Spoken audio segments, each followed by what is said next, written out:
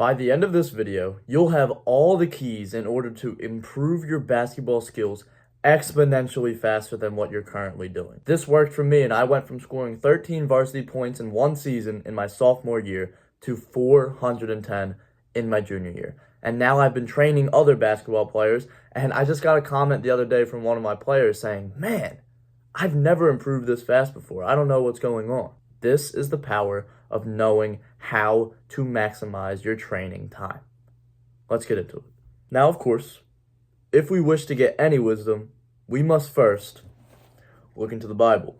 So I'm reading a parable from Matthew 7:24 to 27. This was Jesus talking. Okay. The wise and foolish builders. Therefore, everyone who hears these words of mine and puts them into practice is like a wise man who built his house on the rock. The rain came down, the streams rose, and the winds blew and beat against that house. Yet it did not fall, because it had its foundation on the rock. But everyone who hears these words of mine and does not put them into practice is like a foolish man who built his house on sand.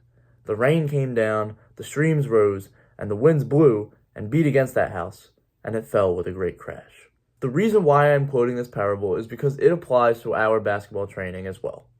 If you do not have a solid foundation, if you do not know the principles in order to have a great basketball workout, it's like building your house on the sand. The winds will come, the pressure will get to you, and boom, you'll fall in the games. But if you know how to work out, if you know the best ways to maximize your training time, if you know what it takes to play in games like you practice, it's like building your house on the rock. And now let me give you another verse from Mark chapter 4, verse 20. But those that were sown on the good soil are the ones who hear the word and accept it and bear fruit, 30-fold and 60-fold and 100-fold. This is what I mean when we talk about exponential growth. This first piece of advice is absolutely gold, and not enough people are talking about it. And that is only allow swishes to count as makes in your shooting workouts. I did this for an entire summer going into my junior year, and the difference really shows. Like I said, 13 points to 410. That's not a coincidence. I would only allow a swish to count as a basket, and that could be up to 300 to 400 shots a day. So that's 300 to 400 swishes every single day for an entire summer. It's not easy and it's boring, but that's what will get you the results. There's no easy shortcut like, oh, maybe if I do 10 of this type of shot. No, like you have to do 300 to 400 swishes per day if you want to become a knockdown sniper. Whenever you're doing form shooting, whether it be you're warming up before a game or something like that, if you're not doing swishes, you're missing out on an easy opportunity to get your mind right and get that muscle memory going of not even hearing the rim, just hearing that every time. I think that's huge for your mental. The next piece of advice that we're going to talk about is game speed and game scenario training. Look, I've mentioned this so many times on this channel, but the reason why is because I know it works. If you implement game speed and game scenarios into your training, your growth is going to look like this. Boom! Straight up exponential. Game scenarios. Let's say your team has some kind of dribble handoff on the wing. That was a big thing with my high school team. There's a lot of dribble handoffs coming off the wing. So you know what I did? I would flick the ball to myself and act like I was getting a dribble handoff. And I would come off the wing and take either a mid-range pull-up or have a counter to that. And then have a counter to that and a counter to the counter. I made it second nature. So whenever it happened in the games, which it did happen a lot, I was ready and I was prepared to make a nice read. That's the game scenarios. And game speed, don't walk through the drills. You can be so lazy and so slow that your training is not even preparing you for anything. Why would you practice differently than you play? I see it all the time. Like, I've had teammates do that, and I'm like, my teammates know. I'm like, dude, what are you doing? Because I want the best for them too. And not only that, they can help us win, right? So like, I get pissed off about that because you are holding yourself back. And it is something that is so simple. You just got to make that mental switch to play at game speed all the time. Have a plan before your workout. I have a story to share with you.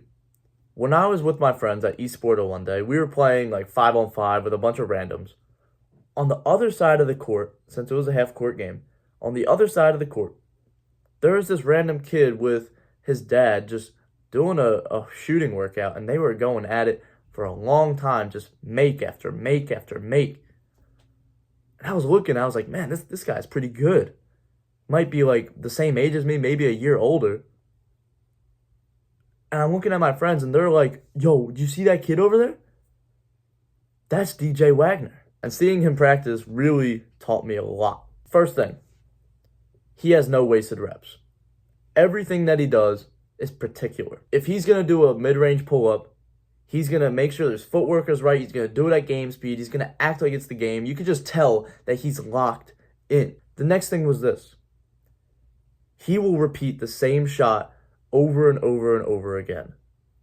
He'll have the same motion, the same everything, because his jump shot is so repeatable, and that's why it's consistent. The volume of shots he had was unbelievable as well. He would make like 10 here, 10 here, 10 here, 10 here, 10 here, 10 here, and then he would go to the other side of the court and do the same thing again.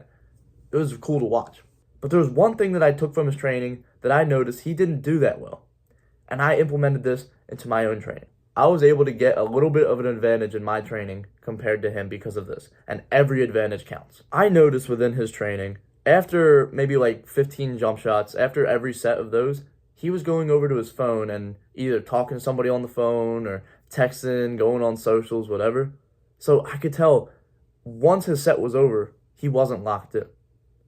But he was locked in during the sets. So I decided to be locked in the whole way. I will not look at my phone during my training. I will stay locked in no matter what. Just do the mental reps of just staying present, staying here. And I was also able to save a lot of time that way because a workout that might have taken him an hour and a half took me probably 45 minutes because I didn't take any breaks in between. And I also got used to being tired while shooting. So that was another benefit. The guys that are better than you are not perfect, but we can learn so much from them. Now this goes with how you will plan your workouts. This is like an easy framework. Pick this up right now. Take notes if you have to. With every workout, have a specific focus. Let's say it's Monday. You're going to do a shooting workout. Okay, the shooting is your focus. Everything else is like miscellaneous. You can do that after you're shooting.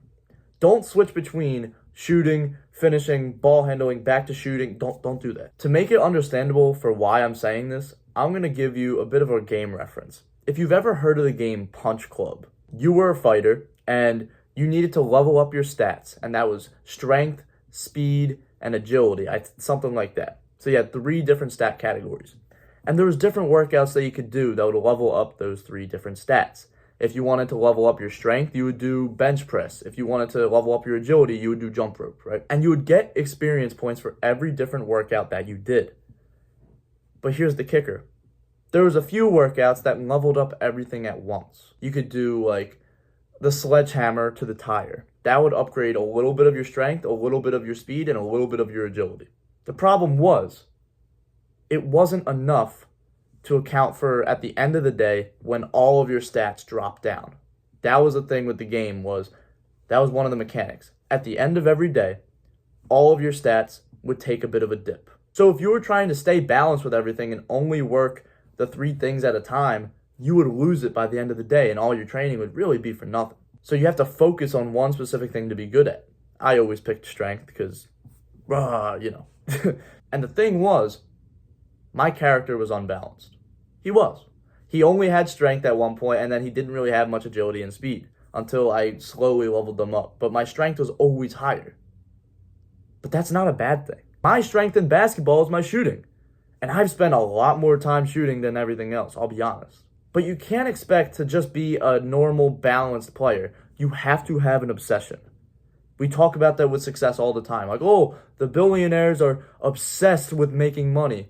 Oh, sorry about that. The billionaires are obsessed with their craft. They perfect everything. That's how you have to be with basketball. Another thing to mention about Punch Club and basketball that relates, you would get to a point in the story when the CPU starts getting a lot better stats, and they would just outmaneuver you because they would have more agility, more speed, and have a decent amount of strength. So you have to get your strength, your agility, aka like ball handling, finishing, whatever, if you want to be a great shooter.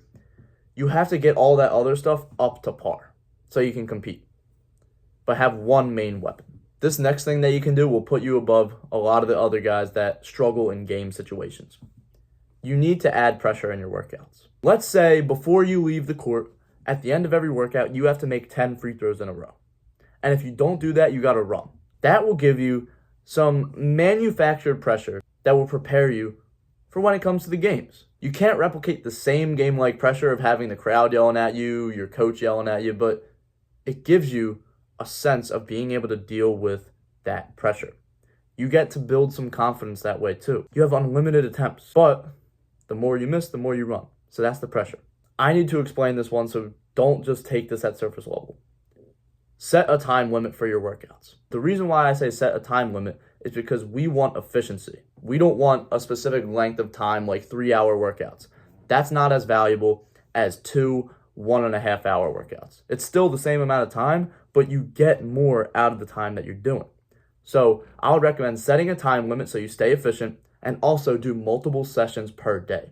Kobe's talked about that in the past too. Like, oh, I would wake up at 3 a.m., then I would do a workout at 5, then another one at 7, right? You've heard that story from him before, I imagine. Now, if you want to learn how to become a more confident basketball player, click here.